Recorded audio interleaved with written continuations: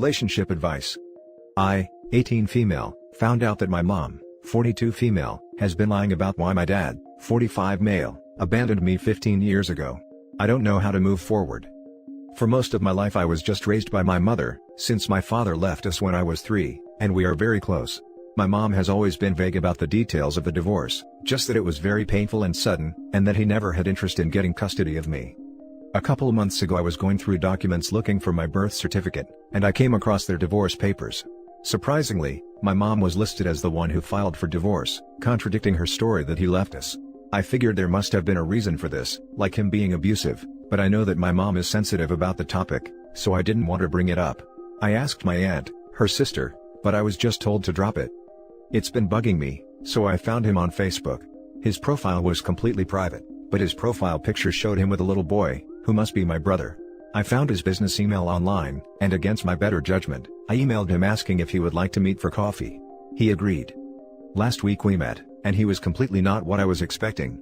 He was thrilled to see me, almost cried, and wanted to hear everything I had been up to for the past 15 years. I asked why he left, and that's when I got his side of the story. Towards the end of their marriage, my father confessed to my mom that he is bisexual, and that during high school and college he had a serious boyfriend. He was ashamed of his orientation, which was why he hid it from my more traditional mom. My mom was angry, but didn't divorce him because of it. After the divorce he began dating his boyfriend again, and my mom freaked out over me being exposed to this. My mom petitioned for full custody, and was granted it.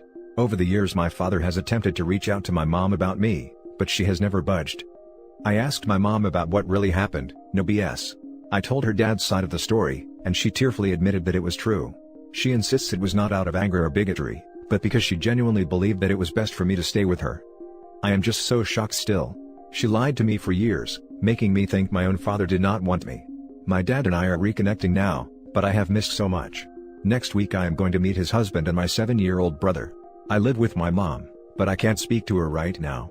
She is begging me to forgive her, but I'm so angry and I don't know how I'll ever not be angry with her. Now for the top advice.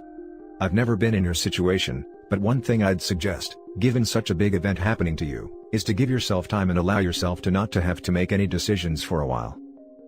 Yeah. I'm saving up, and then I'm going to move out. Even if I end up forgiving my mom, I need space. But other than that, I'm not making any decisions right now. Look, I say this as a gay person. 15 years ago, the culture around sexuality was entirely different from what it is now. Gay was still an insult in 2005. It was still an insult in 2010. Gay marriage hasn't been legal in the US for more than 5 years, and bisexuality is even more misunderstood. It's possible your mother did think she was doing the right thing, and does realize she did the wrong thing, and because of that, I really think how she responds to this new situation should determine how you proceed forward.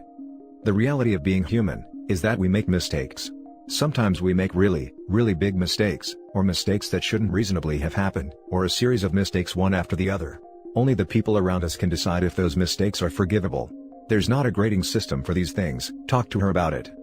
Edit. Yikes, this has turned into a bear of an argument. Glad to be of service stirring the pot, I guess. I'm happy to see this resonated with some folks. Thank you so much for your reply, genuinely. This is wild and you have every right to be upset. Don't let anyone tell you, you shouldn't feel a certain way, or make you rush through the feeling process. Just because someone is begging for forgiveness does not mean you have to grant it immediately. If you are not allowed to experience your feelings, start to finish, they will linger for a lot longer than is healthy for you, or the people in the situation. Enjoy being happy to reconnect with your father, and relish in having a brother. But also allow yourself to feel hurt and betrayed because they are all valid to you. I hope, once you have processed the good and the bad feelings, you are able to reconnect with your mother, but make sure it is on your terms. Hopefully you can come out of this with a bigger and more open family group than you started with. Now for the next story. Updated, I found out I have a daughter who thinks I was her mother's offender. It wasn't forced. What next? Original story. I received an email last week from a woman claiming we are a DNA match, and she is my biological daughter. It was a long and emotionally charged letter. She said she knew she was child of offense, and while she had no desire to form a relationship with me, she wanted me to know that she existed and to understand the pain and anguish I had caused her, and her mother and grandparents. The letter was gut-wrenching. I was shocked, but also skeptical. I have been married 25 years and I have 3 great kids. I have never forced or abused a woman, ever.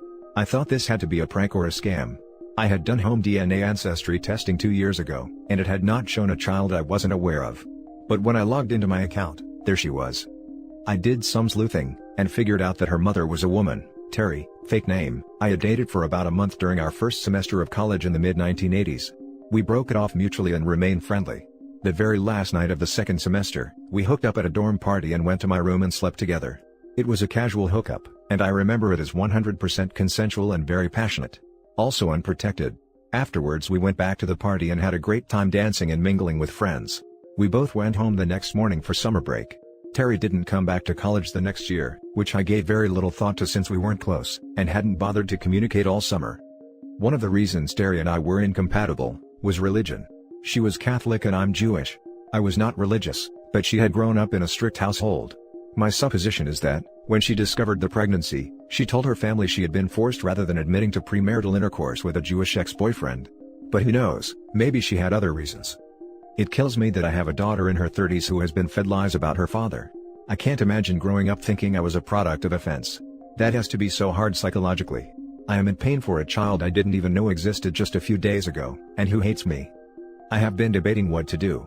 I have not written back to my daughter. I badly want to tell her the truth, in a way that she can believe, but how? My wife, who has been a rock the last few days, keeps telling me to give this some time and thought. My best friend says I should hire a lawyer. I don't know what to do and it's eating me up. Advice, please.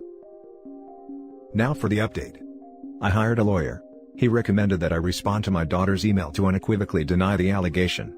I wrote her a short message and described how and when Terry and I met. I was careful not to attack Terry and to offer sympathy. I explained that our dalliance was consensual. A week went by with no response. 2 days ago, my daughter wrote me, and said Terry now claims she was forced a month after she and I hooked up, and that she was told by her doctors that the baby was born premature 8 months later. She's basically saying she was misled by her doctors. I find that very hard to believe, but if it's true, it is awful, and if it's not, I guess it gives Terry a way out without exposing her big lie, which is maybe best for everyone. Yesterday I spoke to my daughter for the first time. She was crying and so was I, so it wasn't easy to say much. Before we hung up, I told her that I loved her because she's my flesh and blood, and I hoped we could get to know each other and meet my grandchild. She sobbed so much after that, and said she's been waiting her whole life to hear those words. My wife and I told our kids about a week ago. They are teenagers and took it really well. All three are interested in meeting their new sister and niece. My wife, my beautiful, caring, bestest friend ever. She's been nothing but supportive. She has offered that we invite my daughter and granddaughter to visit over the Christmas holidays, even suggesting we pay the airfare and offer them our guest room. My daughter is going to call me again tonight and I'm going to propose she come, or offer to fly to her if she's more comfortable. We have a lifetime of catching up to do. Meantime, as for Terry, I feel like my daughter and I were robbed, but I really don't want to dwell on it. She hasn't reached out to me and I don't plan to either, though I'm prepared to be cordial if she does, and to listen to her story and be open-minded. Edit, I'm overwhelmed by all the love coming at me from Reddit. Thank you all for your support, compliments and helpful opinions. Really. I promise I will post an update. Now for the top comments. Well damn. All I can say is that, I am so glad that you have a wife and 4 kids who are so open-minded. This is a situation that seems like something straight out of a movie, and I cannot imagine the kind of stress and anxiety and sadness, and everything you have been feeling as a result of it. I'm really pleased to hear that things are turning out well with those who matter the most, your spouse and your children, despite the awful lies of another person. I wish you all the best. And as hard as it's been for OP, I literally cannot imagine the pain Terry has inflicted on her daughter. I mean, yes, I get there might be judgment reasons to claim offense, not an excuse, just a reason, but if you're keeping a child, who the hell tells them they were the product of assault, especially if it's a lie? That kind of cruelty is just unimaginable to me. I'm really glad to see a positive update, but I would advise OP to take things slowly. I know everyone's keen for a meet and greet, but like with adoption reunions, it can be overwhelming, so maybe invite her for Christmas, offer her and her family to stay with you, but also offer a hotel/Airbnb if staying with you might be too much. Or if she stays, send the kids to the cinema/mall/sleepover etc., just for the first day, so just the adults and grandchild can get to know each other. I'm an introvert, and staying with a family I'd never met would be way too much for me, even if I was keen to meet them. I just want my own space to unwind, and where I could leave early to have a quick lie down if things become overwhelming. I really hope this works out for you OP, and that you can come to terms with what Terry did to you. I have to say, I think you've handled everything so far with remarkable equanimity and grace. Dude. Damn. This is probably the best outcome you could ask for, man. You have a level head on your shoulders, man. Props for being so mature about this. Congrats on your new daughter. This is the best possible outcome of what sounds like a really messed up situation. I'm so glad for you and your family, and your daughter. You were so smart to talk to a lawyer first. I'm literally crying. Just imagine being misled for 30 years and then discovering that your father is a caring human being and loves you no matter what, even if you called him a violator because you didn't know better. It also took a huge weight on her shoulders off. Just think about knowing you were product of a bad situation your mother didn't want, and she maybe didn't want you to begin with. But knowing you were made with love and passion, that has to be awesome. Props to you, OP, you are a beautiful human being. And that's it for this video, guys. If you have thoughts to share, leave a comment below. Don't forget to hit like and subscribe if you like this content. I'll catch you in the next one. Good day, everyone.